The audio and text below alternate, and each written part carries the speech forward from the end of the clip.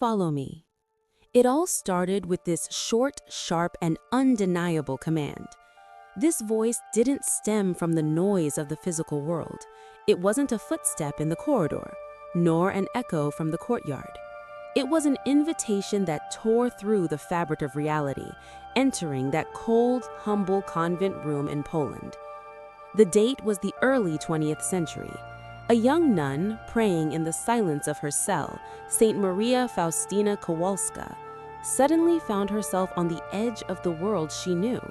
Standing before her was her guardian angel, a presence she always felt, but who now appeared with a completely different mission. That night, the angel wasn't just a protector. He was what ancient mystics called a psychobomb, a guide leading souls through the labyrinths of the afterlife, an authority figure. Just as Dante followed Virgil into the depths of hell, Faustina was compelled to obey this divine authority. Because this was no dream, it wasn't a fantasy spun by the imagination. It was a shattering visit to an external, objective reality permitted by God. A moment later, the stone walls of the convent, the wooden floor, and the pale light filtering through the window vanished. Faustina found herself in an uncanny place, a realm the human mind struggles to grasp. It resembled neither the indescribable peace of heaven nor the absolute despair of hell. It was a place misty and full of fire. The first thing she saw was that dense gray mist covering everything. This mist was no ordinary weather phenomenon. It was a theological truth made concrete. It symbolized uncertainty, waiting, and that intermediate state where the visio beatifica, the face-to-face vision of God, had not yet occurred. The souls were here. They were saved from eternal ruin, but they had not yet reached clarity of vision. It was as if a thin veil was draped over the truth before their eyes. But there was another element far more terrifying piercing through the mist: fire. Every corner, every space was engulfed in flames.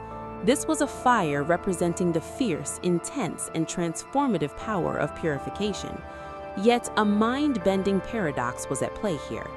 Even though Faustina stood right in the middle of these terrifying flames, the fire did not touch her. It didn't lick at her body, didn't burn her skin, didn't harm her in the slightest. This detail whispers to us one of purgatory's greatest secrets. If this were a material fire like on Earth, it should have turned Faustina, a biological being, into ash right then and there. But no. Faustina's immunity proved that the fire there was not physical, but entirely ontological and spiritual. It was an intelligent fire. It targeted only that which needed purifying. It was a selective flame that recognized only the stains, the selfishness, and the residue of sin on the soul. Faustina was merely an observer there, not a prisoner. So for her, that terrifying heat was nothing more than a visual scene. But she wasn't alone in this scene. Inside the mist and fire was an immense crowd, numbering beyond estimation. These were the residents of purgatory, souls suffering great pain, groaning yet standing with a strange dignity. When Faustina watched them closely, she noticed something surprising. These souls were not rebelling. They were not cursing. Quite the opposite. They were praying constantly and fervently. The words tumbling from their lips rose like a divine plea. But here, a tragic truth emerged that shakes the human soul to its core. Faustina would note this moment in her diary. They were praying fervently for themselves, but to no avail. How could that be? Isn't prayer the believer's strongest weapon? Why were the prayers of these souls insufficient to soothe their own pain? This situation highlighted the sharp line in Catholic belief between status vi, the state of the way, and status termini, the state of arrival. While alive, on the way, a human can shape his destiny with his will, perform good deeds, and gain merit. But when the moment of death arrives, that hourglass is broken. The time of merit has ended. The soul's will is now fixed in God. It cannot earn new merit, cannot take a single step to hasten its own salvation. Therefore, those prayers echoing in that misty void were not cries of despair, but calls for help, but not for themselves. They were in total need of external aid. Their eyes were turned toward the land of the living, to the church militant. Only we could help them. Our prayers, our sacrifices, our remembrance. Amidst this helplessness, Faustina tried to understand the nature of the suffering these souls endured. They were writhing in fire, yes, but the expression on their faces screamed of a deprivation far deeper, far more rooted than physical burning. The trouble with these souls wasn't that their skin was scorching, they had no bodies after all. Their trouble was an existential void. She turned to her guardian angel and prepared to ask perhaps the boldest question a human could ask. She would approach this crowd and ask them the question that would unlock the secret of this mysterious realm. "What," she asked internally, "is your greatest pain?" The answer she received would shatter everything we think we know about purgatory, demolishing all those terrifying medieval paintings and concepts. Because the answer wasn't about fire. The answer was about love.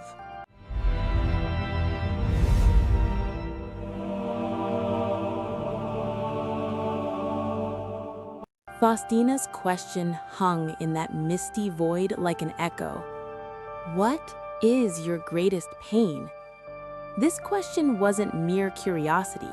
It was a scalpel thrust into the heart of existence there. The crackling of the flames surrounding them seemed to hush for a moment. That immense crowd, those thousands of suffering souls, turned to Faustina as if they were a single body, a single voice. The answer they were about to give instantly swept away centuries of torturing demon stories painted on church walls to scare the faithful. In unison, they cried out the one truth burning inside them. Our greatest torment is longing for God. Longing for God. At first, it might sound poetic, even romantic, but in the gloomy depths of purgatory, this phrase described a torture far more scorching, far more devastating than fire. Faustina understood then that the physical instruments of torture, the chains or dark dungeons of popular imagination, did not exist here. Here, there was something far more terrifying, an overwhelming love and the immense melancholy of being unable to unite with that love. But why? Why would a longing be more painful than fire burning your skin? To understand this, we must return to that critical second at the moment of death, the moment of particular judgment. When a soul separates from the body, the veil of faith on earth is lifted. There is no longer believing, there is knowing. The soul sees its creator, God, for a split second in all his beauty, in all his glory. That moment is when the soul locks eyes with the source of ultimate happiness, the very purpose of its creation. In that second, the soul realizes with every fiber of its being what it has lost, what it is deprived of. This is the source of the pain in purgatory. The soul has seen that magnificent beauty, wanted to touch it, but was forced to pull back because of the stains upon itself. In theology, this is called pona damni, the pain of loss. But this is vastly different from the hopeless loss of hell. The soul in hell remembers what it lost with hatred. The soul in purgatory is madly in love with what it lost. It knows that reunion is certain, it will be reunited, but when? That delay, that waiting, turns into an unquenchable fire inside the soul. As Faustina watched the state of these souls, it was as if she were witnessing an invisible law of gravity. Just as a magnet pulls iron, the souls were being pulled toward God, toward His love, with an irresistible force. They wanted to go, they wanted to fly, but something was holding them back. This wasn't an external wall or a locked door. What held them back were the weights within themselves, the selfish habits they clung to on earth, the grudges they couldn't forgive, the excessive attachments to material things. All these were like tar stuck to the soul's wings, dragging them down. While the soul wanted to shoot upwards, its own impurity pushed it back. This internal conflict, this state of wanting to go but unable to, was what gave them that terrible sensation of burning longing. Faustina's heart broke at this sight. Wasn't God love? Why did he allow the souls he loved to suffer like this? Why didn't he take them to himself immediately?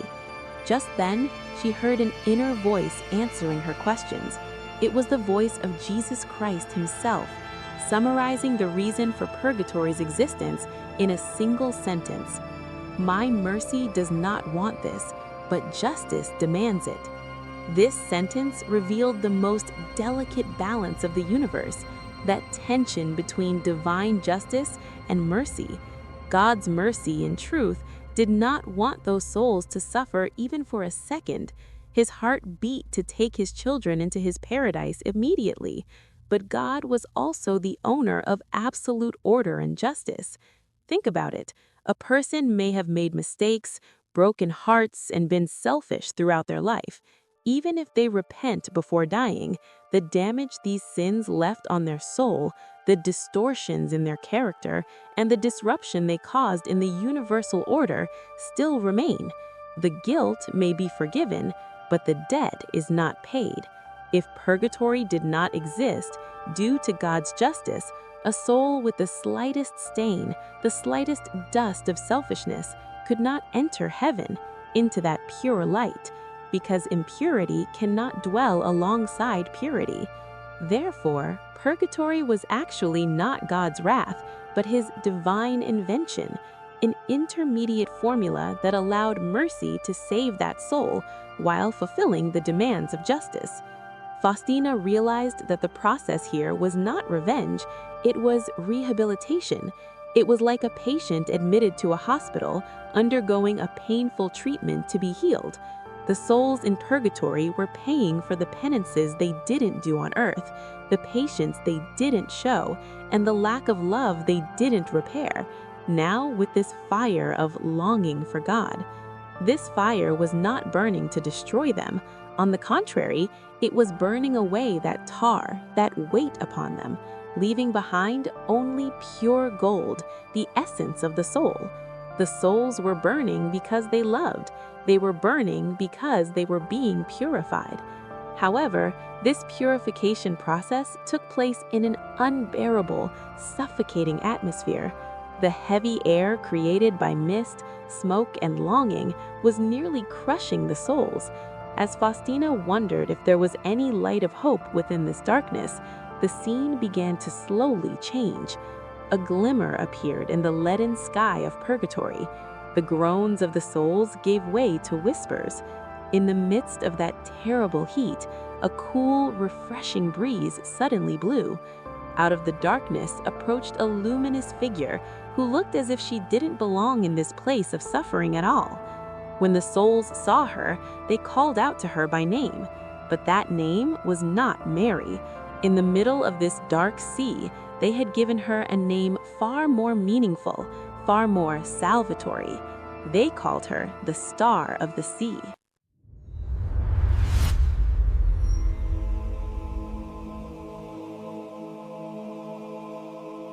In that suffocating, smoky, fire-woven atmosphere of purgatory, an event defying the laws of physics was taking place. The heavy melancholy and searing longing that had covered everything just moments ago gave way to an indescribable anticipation. Faustina saw a beam of light shining within that misty void.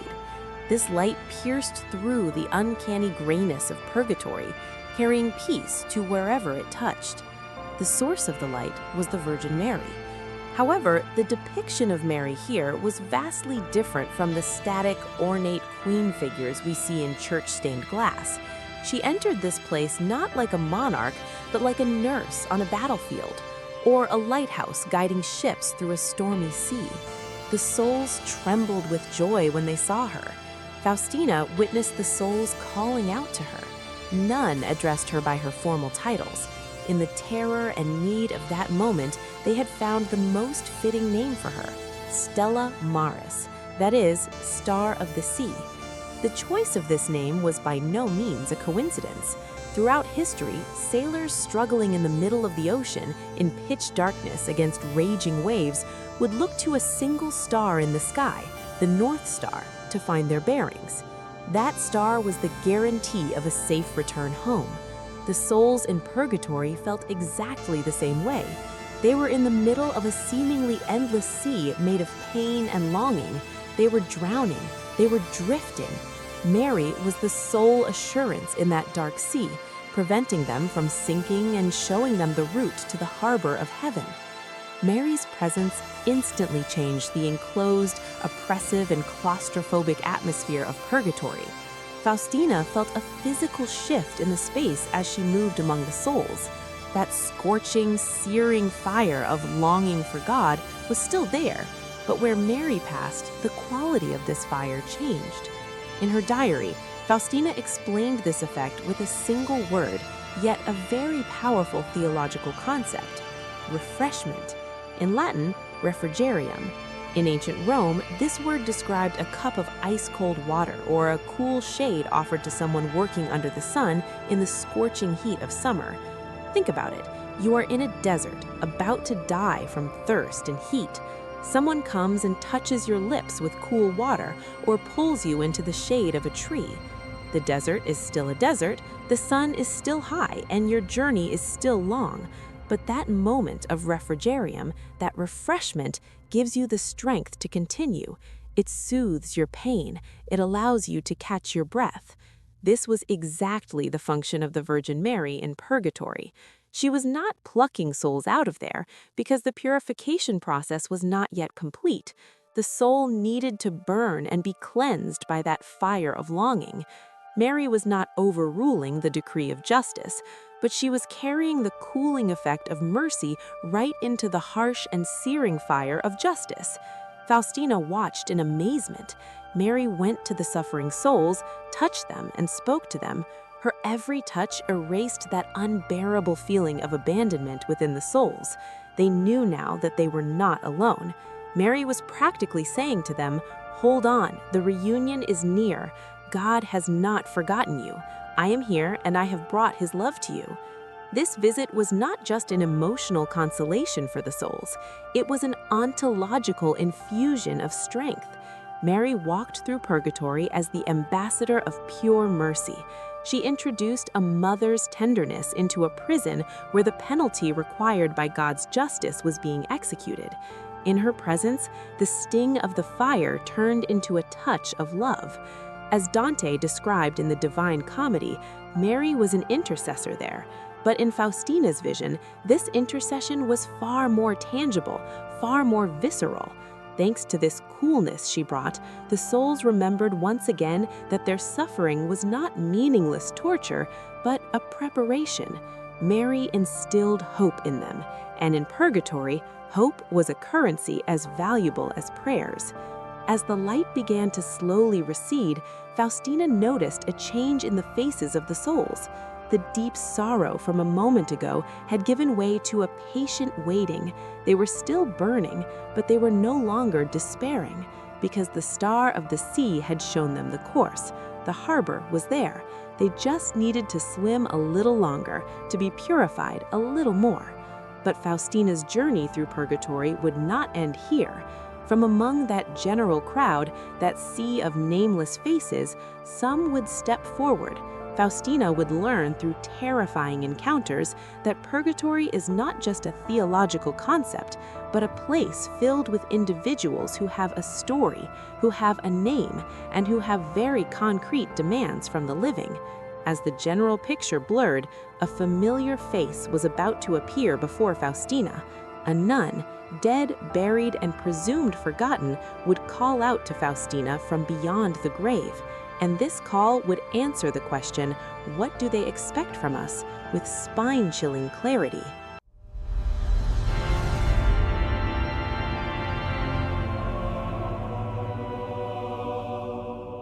As the refreshing light of the Virgin Mary slowly faded and the eternal twilight of purgatory returned, the quality of the vision changed for Faustina.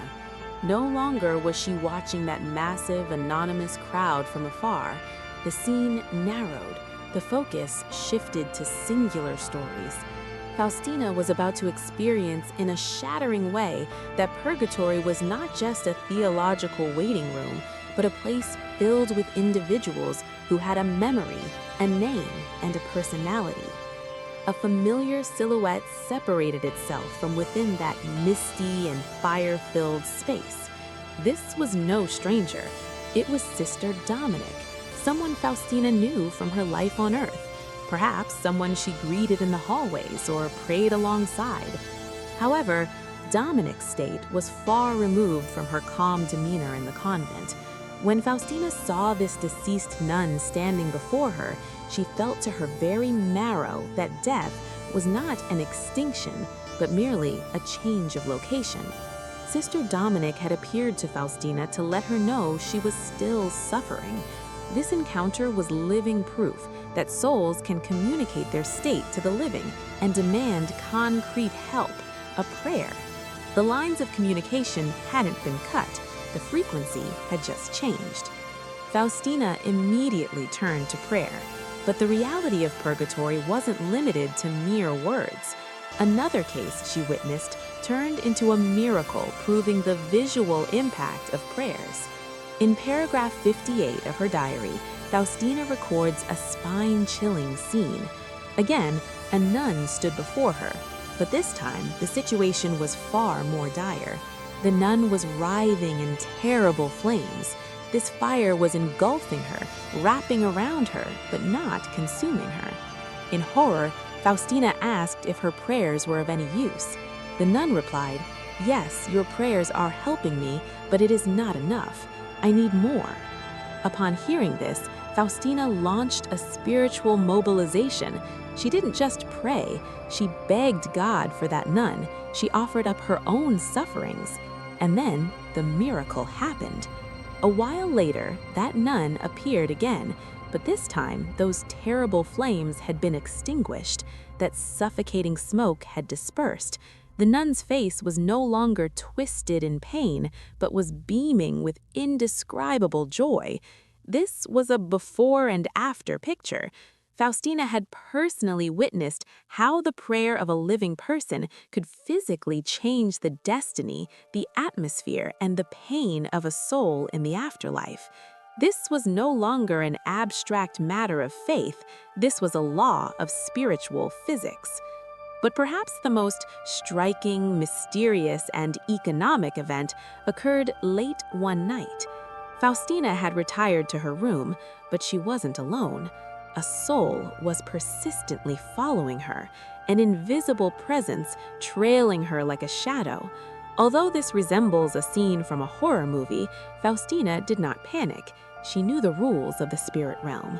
This follower soul wanted something from her. But what? Faustina turned to the soul and made this offer. "If you are a good spirit, leave me in peace. All the indulgences I gain tomorrow will be yours." Indulgence. In Catholic belief, this concept, meaning the remission of the temporal punishment remaining after sin is forgiven, was used that night like a currency. Faustina had offered to transfer all the merit points of the prayers she would say, the masses she would attend, and the hardships she would endure the next day to that soul. It was like writing a spiritual check. And the result? The moment the soul heard this offer, it immediately found peace and left. The bargaining was over, the debt was paid. What that soul needed was Faustina's tomorrow's merits, and as soon as it received this promise, it was liberated. This event demonstrated just how concretely the doctrine of the communion of saints, or communio sanctorum, operates between purgatory and earth. These cases gave Faustina and us viewers the answer to the question, what do they expect from us, with crystal clarity. The souls in purgatory were not just waiting to be remembered by us, they were waiting for work from us. They were demanding 3 specific things from the world of the living. First, prayer, especially the Chaplet of Divine Mercy and the Rosary. Second, sacrifice and adoration, offering up daily illnesses, headaches, and fatigue to God on their behalf, just as Faustina did. And third, the most powerful, the Holy Mass. That moment when Christ's sacrifice is offered was the greatest instrument of intercession for the souls in purgatory. Faustina now knew. The souls in purgatory were not silent. They were not helpless, provided the living could hear them. They were banging on an invisible wall, saying, "Help me, take my hand, pull me up." And as Faustina felt the weight of this cosmic responsibility on her shoulders, she was moving towards the end of her vision, towards that final realization of how all this pain and fire blends with modern theology. Because, as Pope Benedict XVI would say later, that fire was not what we thought it was. That fire was a person.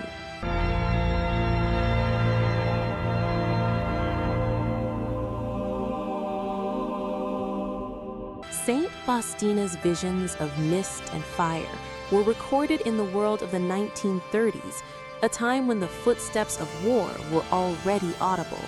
However, the theological depth of these visions reached far beyond her time. With what she saw in that monastery cell, Faustina was actually writing the theology of the future. In fact, decades after her death, in 2007, when one of the greatest intellects of the Catholic Church, Pope Benedict XVI, issued his encyclical titled Spe Salvi, Saved in Hope, the truth Faustina saw that night would be stamped onto the mind of the modern world. The Pope's analysis confirmed and completed Faustina's experience in a startling way.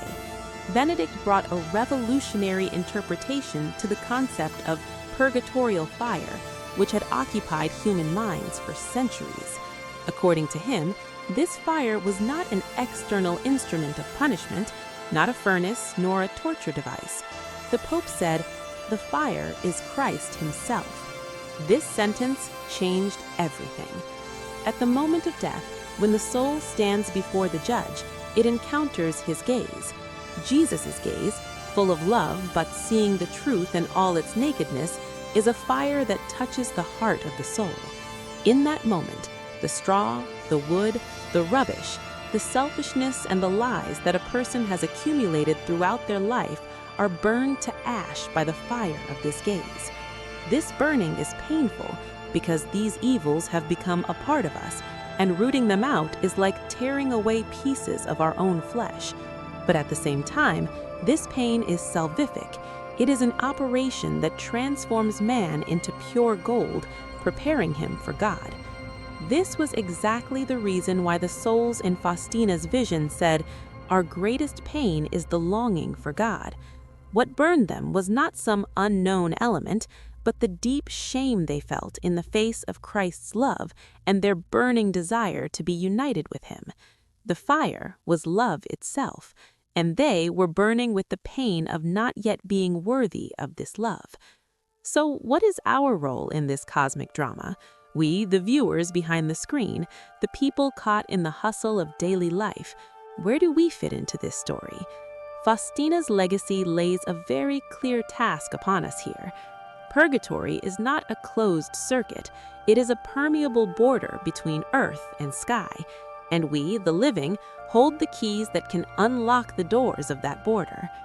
Jesus taught Faustina the 3 degrees of mercy: deed, word, and prayer. We cannot perform a physical deed for the souls in purgatory. We cannot give them water or fill their stomachs. But every sacrifice, every alms given, every pilgrimage made on their behalf is a deed that reaches them. Telling others about this truth is a word, but the most important is prayer, especially the Divine Mercy Chaplet taught by Jesus to Faustina. Jesus made a shattering promise regarding this prayer. "When you say this chaplet in the presence of the dying, I will stand between my Father and the dying person, not as the just judge, but as the merciful Savior." This is the power to change a soul's destiny. The beads in our hands are codes that unlock the chains of a soul in the afterlife. The answer to the question we asked at the beginning of our documentary, "What do they expect of us?" is now very clear. They expect unconditional love and remembrance. Purgatory is not a dungeon, it is a hospital, and we, the living, are the supporters of that hospital from the outside. The voice Faustina heard that night still echoes today. Do not leave them alone in their suffering when you have the power to help them. This is not just a religious duty. This is the supreme moment where humanity and love transcend the cold walls of death. To love someone means to say, "You shall not die," but to pray for someone means to say, "You shall not suffer. I will carry your burden." Faustina's purgatory is a place not of fear, but of hope, because at the end of that fire lies not extinction, but reunion. And hastening that reunion depends on a single sentence falling from your lips. Perhaps tonight, when you lay your head on the pillow, a small prayer whispered for a friend whose name you've forgotten, a relative, or a soul you never knew, waiting in that misty and fiery place, will be a cool breeze, a refrigerium for them. Because love is stronger than fire, and prayer is the only language that can speak even after death. Jesus, I trust in you.